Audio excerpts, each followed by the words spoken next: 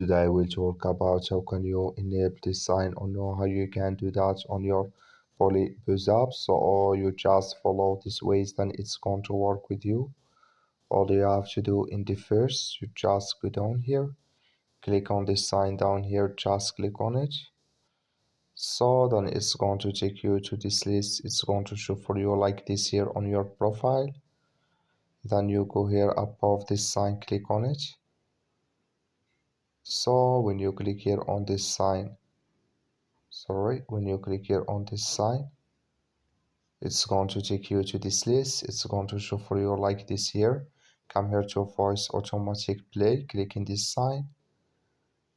So then here when you click on this sign, it's going to show for you like this, and here can you get your Poly Premium, then it's going to enable with you. So that's all you have to do. That's all. Thank you for watching. Don't forget to support us by like and subscribe.